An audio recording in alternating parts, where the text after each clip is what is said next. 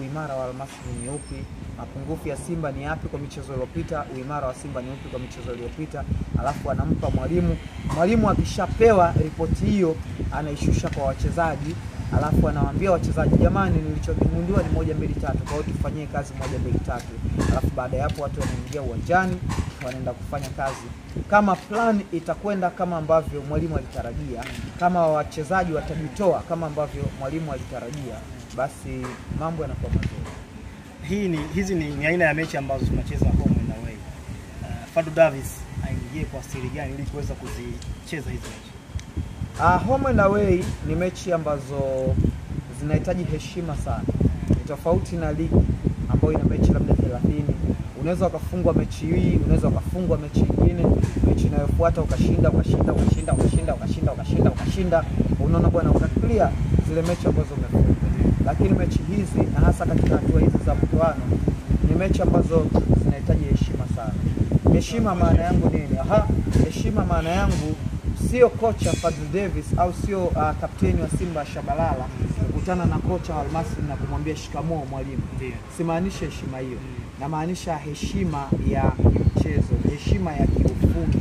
Yaani mnapokuwa uwanjani mnatakiwa mkae kwenye shape. Kwa mfano Simba wanapoenda ugenini, wanatakiwa wakae kwenye shape ya ulinzi asilimia kubwa ya mchezo. Wanatakiwa wakae katika shape ya kuzuia sana. Hiyo ndio heshima ninayozungumzia. Heshima ninayozungumzia sio ndani ya dakika 0 ukute labda ile style ile ya kama unaogelea kwenye ni kuogelea ulikuwa kama komando ile kama komando. Nilikuwa na crow alafu na shoot na crow alafu na shoot. Sawa. Ndugu yangu Biko Skanda, mzee wa football economy zone, miongoni mwa watu walioleta mapinduzi sana ya biashara ya michezo nchini. Ni mwanafamilia wetu, tuko naye hapa, mwanangu sana. Kwa hiyo heshima ninayozungumzia ni kulinda, lakini pia kutotengeneza makosa, lakini pia kila mtu kufanya jukumu la mwenzake pale ambapo mwenzake hayupo katika jukumu husika. Umeelewa? Maana yangu ni kwamba labda mtu kama Shomari Kapombe, kawaida yeye ni full back right, yani ni beki anayecheza upande wa kulia, si ndio? Lakini kuna muda inawezekana Kapombe akawa amejikuta yupo katika eneo la Fabrice Ngoma. Umeelewa? Inaweza kutokea hivyo katika mchezo. Kapombe anapojikuta yupo katika eneo ambalo anacheza Fabrice Ngoma, anatakiwa asiwe Kapombe yule ambaye ni beki wa kulia. Anatakiwa ageuke kutoka kwa Kapombe awe Fabrice Ngoma. Umenielewa? Hiyo ndio heshima ninayozungumzia. Fabrice Ngoma ama bwana Kibu, yeye kimsingi ni mshambuliaji.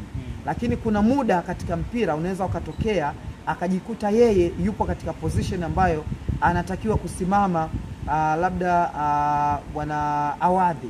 Umeelewa bwana, shindano ya hisia. Anaposimama eneo hilo anatakiwa asiwe tena Kibu Dennis yule ambaye ni mkandaji. Anatakiwa awe Awadhi. Unaona bwana, anatakiwa awe defender. Hiyo ndio heshima ambayo naizungumzia. Kwa hiyo kama kutakuwa na uwajibikaji wa aina hiyo, ni uwajibikaji ambao utatupa matokeo. Lakini pia mianya izibwe sana, tusitamanishwe sana. Pale ambapo Kapombe asiutamani sana. Muda mwingi unaweza kukuta Kapombe yuko juu kabisa, Shabalala yuko juu kabisa. Watu hao wakishakuwa juu, maana yake katika ile shape ya kuzuia pale nyuma wanabaki watu wawili tu, defenders wawili ambao ni katikati. Ni rahisi sana mtu mwingine kupita. Yaani wakati Shabalala anapanda juu, mtu mwingine wa Almasry yeye akashuka chini. Sababu wao wako nyumbani, wako free, wakaondoka kiwepesi sana. Kwa hiyo heshima ni kuzuia, heshima ni kufanya jukumu la mwenzako pale ambapo yuko off position. Wakifanya hivyo ni either kama tusipopata ushindi, basi tunaweza kupata sare.